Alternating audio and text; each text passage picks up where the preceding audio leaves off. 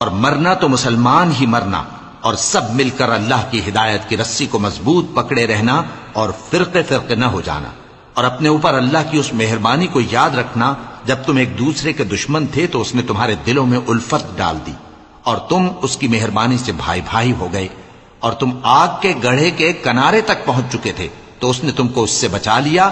اس طرح اللہ تم کو اپنی آیتیں کھول کھول کر سناتا ہے تاکہ تم راہ راست پر رہو۔ اور تم میں ایک جماعت ایسی ہونی چاہیے جو لوگوں کو نیکی کی طرف بلائے اور اچھے کام کرنے کا حکم دے اور برے کاموں سے منع کرے، یہی لوگ ہیں جو کامیاب ہیں۔ اور ان لوگوں کی طرح نہ ہونا جو متفرق ہو گئے اور صاف احکام آنے کے بعد ایک دوسرے سے اختلاف کرنے لگے۔ یہ وہ لوگ ہیں جن کو قیامت کے دن بڑا عذاب ہوگا، جس دن بہت سے منہ سفید ہوں گے اور بہت سے سیاہ۔ تو جن لوگوں کے منہ سیاہ ہوں گے ان سے اللہ فرمائے گا، کیا تم ایمان لا کر کافر ہو گئے تھے؟ سو اب اس کفر کے بدلے عذاب کے مزے چکھو۔ اور جن لوگوں کے منہ سفید ہوں گے وہ اللہ کی رحمت کے باغوں میں ہوں گے اور ان میں ہمیشہ رہیں گے۔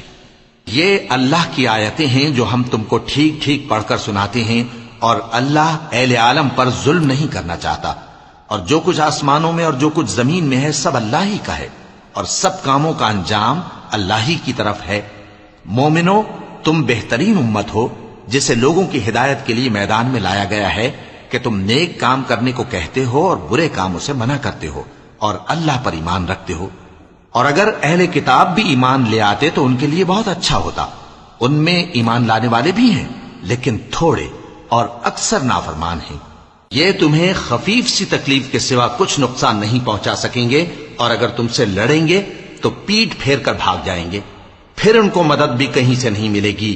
یہ جہاں نظر آئیں گے تم دیکھو گے کہ ذلت ان سے چمٹ رہی ہے، بجز اس کے کہ یہ اللہ کی پناہ میں یا مسلمان لوگوں کی پناہ میں آ جائیں۔ اور یہ لوگ اللہ کے غضب میں گرفتار ہیں اور ناداری ان سے لپٹ رہی ہے۔ یہ اس لیے کہ اللہ کی آیتوں سے انکار کرتے تھے اور اس کے پیغمبروں کو ناحق قتل کر دیتے تھے۔ یہ اس لیے کہ یہ نافرمانی کیے جاتے اور حد سے بڑھے جاتے تھے۔ یہ بھی سب ایک جیسے نہیں ہیں۔ ان اہل کتاب میں کچھ اچھے لوگ بھی ہیں جو رات کے اوقات میں اللہ کی آیتیں پڑھتے اور اس کے آگے سجدے کرتے ہیں۔ وہ اللہ پر اور روز آخر پر ایمان رکھتے اور اچھے کام کرنے کو کہتے اور بری باتوں سے منع کرتے اور نیکیوں پر لپکتے ہیں، اور یہی لوگ نیکوکار ہیں۔ اور یہ جس طرح کی نیکی کریں گے اس کی ناقدری نہیں کی جائے گی، اور اللہ پرہیزگاروں کو خوب جانتا ہے۔ جو لوگ کافر ہیں ان کے مال اور اولاد اللہ کے مقابلے میں ان کے ہرگز کام نہ آئیں گے، اور یہ لوگ اہل دوزخ ہیں کہ ہمیشہ اسی میں رہیں گے۔ یہ لوگ جو مال دنیا کی زندگی میں خرچ کرتے ہیں اس کی مثال آندھی کسی ہے جس میں سخت سردی ہو، اور وہ ایسے لوگوں کی کھیتی پر جو اپنے آپ پر ظلم کرتے تھے چلے اور اسے تباہ کر دے۔